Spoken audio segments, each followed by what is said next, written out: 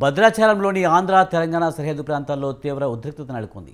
తెలంగాణ ఆంధ్ర సరిహద్దు కన్నాయిగూడెం గ్రామంలో ఇసుక లారీలను గ్రామస్తులు ఆపేశారు. ఇసుక లారీల వల్ల తమ రోడ్లు ధ్వంసమవుతున్నాయని రోడ్డుకు అడ్డంగా ట్రాక్టర్లు పెట్టిన కన్నాయిగూడెం గ్రామస్తులు నిరసన తెలిపారు. కొంతకాలంగా ఇసుక లారీలు తిరగడంతో పూర్తిగా ధ్వంసమయ్యి రోడ్లపై పెద్ద ఎత్తున గుంతలు ఏర్పడ్డాయని చెప్పారు. ఆంధ్ర ప్రాంతం నుంచి తెలంగాణకు వెళ్లే ఇసుక లారీలు తిప్పవద్దని ఆందోళన చేశారు. రాత్రంతా రోడ్డుపైనే బైఠాయించి నిరసన తెలిపారు. రోడ్లపై భారీ ఎత్తున ట్రాఫిక్ జామ్ అయ్యి కిలోమీటర్ల కొద్దీ వాహనాలు నిలిచిపోయాయి.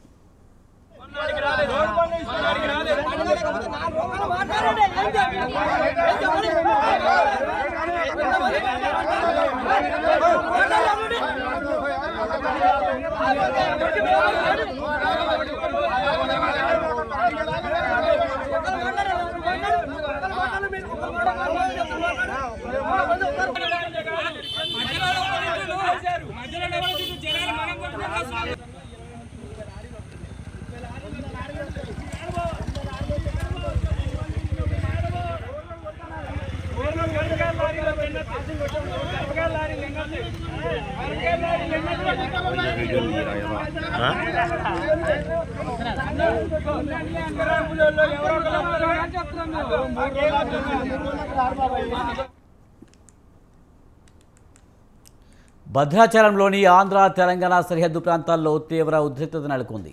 తెలంగాణ ఆంధ్ర సరిహద్దు కన్నాయిగూడెం గ్రామంలో ఇసుక లారీలను గ్రామస్తులు ఆపేశారు. ఇసుక లారీల వల్ల తమ రోడ్లు ధ్వంసమవుతున్నాయని రోడ్డుకు అడ్డంగా ట్రాక్టర్లు పెట్టిన కన్నాయిగూడెం గ్రామస్తులు నిరసన తెలిపారు. కొంతకాలంగా ఇసుక లారీలు తిరగడంతో పూర్తిగా ధ్వంసమయ్యి రోడ్డుపైనే పెద్ద ఎత్తున గుంతలు ఏర్పడ్డాయని చెప్పారు. ఆంధ్ర ప్రాంతం నుంచి తెలంగాణకు వెళ్లే ఇసుక లారీలు తిప్పవద్దని ఆందోళన చేశారు. రాత్రి అంతా రోడ్డుపైనే బైఠాయించి నిరసన తెలిపారు. రోడ్లపై భారీ ఎత్తున ట్రాఫిక్ జామ్ అయి కిలోమీటర్ల మేర వాహనాలు నిలిచిపోయాయి. దీనిపై మరింత సమాచారాన్ని మా కరెస్పాండెంట్ సవిన్ అందిస్తారు. సవిన్, కన్నాయిగూడెం గ్రామస్తులు ఇసుక లారీలను ఆపి నిరసన వ్యక్తం చేసినట్టు తెలుస్తుంది. పూర్తి సమాచారం ఏంటి? దక్షిణ భారత అయోధ్యగా పేరొందినటువంటి భద్రాచలం పట్టణానికి అతి సమీపంలో కన్నాయిగూడెం గ్రామం ఉంటుంది. ముఖ్యంగా ఇది విలీన గ్రామంగా ఉంది. భద్రాచలం నుంచి పర్ణశాల వెళ్లే రూట్ లో 5 గ్రామ పంచాయతీలు ఆంధ్రాలో కలిశాయి. ఎటపాక మండలం కన్నాయిగూడెం గ్రామంలో నిన్న సాయంత్రం నుంచి ఇప్పటి వరకు ప్రస్తుతం కూడా ఈ గ్రామస్తుల ఆందోళన కొనసాగుతోంది. ముఖ్యంగా ఇసుక లారీలు భద్రాచలం నుంచి చెర్ల వైపు వెళ్లి ఇసుక నింపుకొని తిరిగి ఈ 5 గ్రామ పంచాయతీల మీదుగా భద్రాచలం మీదుగా హైదరాబాద్ కు తరలి వెళ్తోంది. ముఖ్యంగా రోజు కొన్ని వేలాది లారీలు ఈ రోడ్ల మీద ప్రయాణిస్తుండటంతో పూర్తిగా భద్రాచలం వైపు నుంచి పర్ణశాల వెళ్లే రహదారి పూర్తిగా ధ్వంసమైపోయింది. రోడ్డు పైన 3 నుంచి 4 అడుగుల లోపు గుంతలు పడిన పరిస్థితి. ముఖ్యంగా రోడ్డు ప్రమాదాలు జరుగుతున్నాయి. అనేక మంది ప్రాణాలు కోల్పోతున్న పరిస్థితి. ఇది సరిహద్దు గ్రామాలు కావడంతో ఇటు ఆంధ్ర అధికారులు అటు తెలంగాణ అధికారులు, ఆంధ్ర ప్రజాప్రతినిధులు తెలంగాణ ప్రజాప్రతినిధులు పట్టించుకోవడం లేదు. దీంతో ప్రజలు తీవ్ర ఇబ్బందులు ఎదుర్కొంటున్నారు. దీంతో నిన్న సాయంత్రం ఆగ్రహించినటువంటి కన్నాయిగూడెం గ్రామస్తులు నిన్న సాయంత్రం 5 గంటల నుంచి రోడ్డుకి ట్రాక్టర్లు అడ్డుగా పెట్టి ఇసుక లారీలను ఆపివేశారు. ఆ తర్వాత కూడా రాత్రంతా మంచాలు వేసుకుని రోడ్లపైన పడుకొని తమ నిరసనను వ్యక్తం చేశారు. స్థానికంగా ఉన్నటువంటి పోలీస్ అధికారులు వచ్చి ప్రైవేటు పబ్లిక్ ను ఆర్టీసీ బస్సులను పంపించాలని రిక్వెస్ట్ చేయగా వాటిని పంపించి ఇసుక లారీలను మాత్రం నిర్బంధించిన పరిస్థితి మనకు కనపడుతోంది. ఈ రోజు ఉదయం నుంచి కూడా ఆందోళనలు కొనసాగాయి. ఇటు ఆంధ్ర అధికారులు కావచ్చు తెలంగాణ అధికారులు కావచ్చు ఇప్పటి వరకు ఆ గ్రామానికి చేరుకొని మీ సమస్య ఏంటి, మీరు ఎందుకు రోడ్డెక్కి ప్రశ్నిస్తున్నారనేది కూడా వాళ్ళని అడగని పరిస్థితి నెలకొంది. కొద్దిసేపటి క్రితమే ఆంధ్ర అధికారులు అక్కడికి చేరుకున్నారు. తర్వాత తెలంగాణ నుంచి భద్రాచలం నుంచి అధికారులు వచ్చి ఆ సమస్యలు వినేందుకు ప్రయత్నాలు చేస్తున్నట్టుగా తెలుస్తోంది. ముఖ్యంగా ఈ 5 గ్రామ పంచాయతీలు ఇటు భద్రాచలం అటు దుమ్మగూడెం మండలానికి మధ్యలో ఆంధ్రాలో ఉన్నాయి. దీంతో ఇటు ఆంధ్ర ప్రాంతానికి పరిపాలనా పరంగా ఇబ్బందులు ఏర్పడుతున్నాయి. ఇటు తెలంగాణ నుంచి రాకపోకలు కొనసాగించాలంటే కూడా తీవ్ర ఇబ్బందులు ఏర్పడుతున్నాయి. భద్రాచలం నియోజకవర్గంలోని మిగిలిన 4 మండలాలకు దుమ్మగూడెం, చెర్ల, వెంకటాపురం, వాజేడు మండలాలకు వెళ్లాలన్నా, పర్ణశాల పవిత్ర పుణ్యక్షేత్రానికి వెళ్లాలన్నా ఈ 5 గ్రామ పంచాయతీలు ఆంధ్రాలో కలిసినటువంటి ఈ 5 గ్రామ పంచాయతీల మీదుగానే ప్రజలు నిత్యం రాకపోకలు చేయాల్సి ఉంటుంది. ఇక రాముడి గుడికి వచ్చే భక్తులు కూడా భద్రాచలం రాముడిని దర్శించుకున్న తర్వాత పర్ణశాలకు తప్పనిసరిగా వెళ్తారు. వారు వెళ్లేందుకు కూడా తీవ్ర ఇబ్బందులు ఏర్పడుతున్నాయి. రోడ్డు ప్రమాదాలు జరిగినప్పుడు, అదే విధంగా ఇతర ప్రమాదాలు జరిగినప్పుడు అంబులెన్సులు సైతం రాని పరిస్థితి ఏర్పడింది. ఆంధ్ర ప్రాంతంలో ఉండటంతో తెలంగాణ నుంచి అంబులెన్సులు రావట్లేదంటూ కూడా అక్కడ స్థానికులు చెప్తున్నారు. దీంతో రామభక్తులు కూడా పర్ణశాలకు తమ రాకపోకలు తగ్గించిన పరిస్థితి ఏర్పడింది. తాజాగా ఇసుక లారీలు తిరగటం వల్ల రోడ్లు పెద్ద ఎత్తున ధ్వంసమైపోయి భద్రాచలం నుండి వెంకటాపురం వరకు అదే పరిస్థితి నెలకొంది.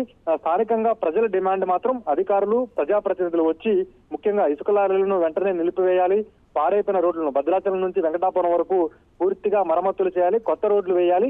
అదే విధంగా 5 గ్రామ పంచాయతీలు ఎటపాక, కన్నాయగూడెం, పిచ్చికలపాడు, పురుషోత్తపట్నం, గుండాల ఈ 5 గ్రామ పంచాయతీల సరిహద్దు సమస్యను, విలీన గ్రామాల సమస్యను పరిష్కరించుకొని ఇటు తెలంగాణ, ఆంధ్ర 2 ప్రభుత్వాలు ముందుకు రావాలి. అధికారులు, స్థానిక ప్రజాప్రతినిధులు చొరవ చూపాలి. ఇది ప్రధానంగా గ్రామస్తుల డిమాండ్ గా మనకు కనపడుతుంది. ప్రస్తుతం ఇప్పుడు కూడా గ్రామస్తుల ఆందోళన కొనసాగుతున్న పరిస్థితి మనకు కనపడుతోంది. అధికారులు వచ్చి స్పష్టమైన హామీ ఇచ్చే వరకు తమ ఆందోళన కొనసాగిస్తామంటూ కూడా అక్కడ ఉన్నటువంటి స్థానిక ప్రజలు తమ నిరసనను తెలియజేస్తున్న పరిస్థితి మనకు కనపడుతుంది. ముఖ్యంగా దక్షిణ భారత రాజ్యగా ప్రముఖ పుణ్యక్షేత్రంగా ఉన్నటువంటి భద్రాచలం రాష్ట్ర విభజన తర్వాత అనేక సమస్యలు ఎదుర్కొంటుంది. అందులో ప్రధానంగా విలీన గ్రామాల సమస్య భద్రాచలం పట్టణానికి అతి ప్రధానమైన సమస్యగా ఏర్పడింది. భద్రాచలంలో డంపింగ్ యార్డు కూడా లేని పరిస్థితి ఏర్పడడంతో అక్కడ ఉన్నటువంటి భద్రాచలంలో ఉన్నటువంటి డంపింగ్ యార్డు స్థలం లేక డంపింగ్ యార్డ్ లేకపోవడంతో గోదావరి నది ఒడ్డున అక్కడ ఉన్నటువంటి చెత్తను డంప్ యార్డ్ గా ఉపయోగిస్తున్నటువంటి గోదావరి నది ఒడ్డే డంపింగ్ యార్డ్ గా మారిన పరిస్థితి మనకు ఏర్పడుతుంది. ఇప్పటికైనా అధికారులు, స్థానిక ప్రజాప్రతినిధులు, జిల్లాలో ఉన్నటువంటి 3 మంత్రులు, ఉమ్మడి ఖమ్మం జిల్లాలో ఉన్నటువంటి డిప్యూటీ సీఎం బట్టి విక్రమార్కతో పాటు మంత్రులు తుమ్మల నాగేశ్వరరావు, పొంగులేటి శ్రీనివాసరెడ్డి చొరవ తీసుకొని విలీన గ్రామాల పంచాయతీల సమస్యను పరిష్కరించి భద్రాచలానికి ఒక దశ దిశ ఏర్పాటు చేయాలని అక్కడ ఉన్నటువంటి ప్రజలు కోరుతున్న పరిస్థితి మనకు కనపడుతోంది. సవిన్, కన్నాయిగూడెం గ్రామస్తులు అయితే రోడ్లు పాడవుతున్నాయని, అలాగే ఒకవైపు తాము ఇబ్బంది పడుతున్నామని చెప్తున్న క్రమంలో అధికారులు మరి ఇప్పటి వరకు చర్యలు తీసుకోకపోవడం ఎలా చూడాలి? ముఖ్యంగా రోడ్లన్నీ పాడవుతున్నాయి, దీనివల్ల ప్రమాదాలు జరిగే అవకాశం ఉంది. మరి దీనికి సంబంధించి అధికారులు ఏమన్నా ప్రజలకు హామీ ఇవ్వడం జరిగిందా? అలాగే లారీల యజమానులకు వాళ్ళతో కూడా ఏమన్నా మాట్లాడడం జరిగిందా? లారీ డ్రైవర్లు మాత్రం మమ్మల్ని వదిలిపెట్టండి అంటూ అక్కడ ఉన్నటువంటి గ్రామస్తులను రిక్వెస్ట్ చేస్తున్న పరిస్థితి. కానీ ఇవి సరిహద్దు గ్రామాలు ఉన్నాయి. అటు భద్రాచలం, ఇటు ఈ సరిహద్దు గ్రామాలు దాటితే దుమ్ముగూడెం మండలం, మళ్ళీ తెలంగాణ వస్తుంది. అటు తెలంగాణ, ఇటు తెలంగాణ, మధ్యలో ఆంధ్రాలో ఈ 5 గ్రామాలు ఉన్నాయి. ఈ కన్నాయగూడెం గ్రామం ఉంది. కాబట్టి ఇప్పటి వరకు అధికారులు రాత్రి నిన్న సాయంత్రం వీళ్ళు ఈ గ్రామస్తులు రోడ్డెక్కి ఇసుక లారీలను ఆపి నిరసన ఎప్పుడైతే స్టార్ట్ చేశారో అప్పటి నుంచి ఇప్పటి వరకు కూడా రాత్రి ఎటపాక పోలీసులు వచ్చారు. పోలీసులు వచ్చి అక్కడ ఉన్నటువంటి స్థానికులను రిక్వెస్ట్ చేసే ప్రయత్నం చేశారు. అయినప్పటికీ స్థానికులు వినలేదు. అటు తెలంగాణ నుంచి దుమ్ముగూడెం పోలీసులు వచ్చారు.